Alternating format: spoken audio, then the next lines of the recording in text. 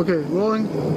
Action. Haley Elizabeth Anderson and B. Monet share a dream of directing movies. I caught the filmmaking bug probably when I was 4 years old. When I got into NYU, I was just like, oh my God, the film gods must have, come down and really given me this sign.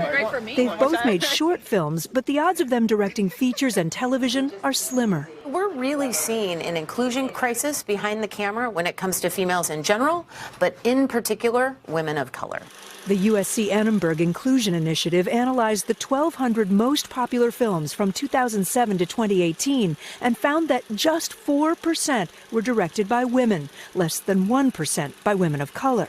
Everyone is so excited about diversity and inclusion, but it's like, how many people are actually putting steps forward to say, am I hiring folks of color behind the camera, in every department? Enter Queen Latifah. She partnered with Procter & Gamble and the Tribeca Film Festival to accelerate gender and racial equality behind the camera. Through the Queen Collective, she's mentored these budding directors, helping them with production, financing, and distribution.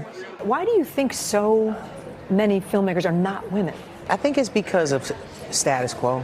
People are used to doing things the way they're used to doing them. Change can be uncomfortable until the change happens. When women are calling the shots, she says, it changes everything. These women directors get to hire women DPs. They get to hire women grips. They get to hire women who score. They get to hire women who operate cameras.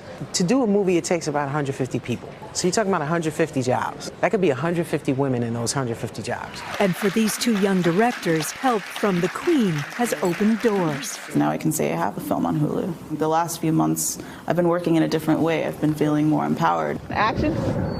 Hey, NBC News fans, thanks for checking out our YouTube channel. Subscribe by clicking on that button down here and click on any of the videos over here to watch the latest interviews, show highlights, and digital exclusives. Thanks for watching.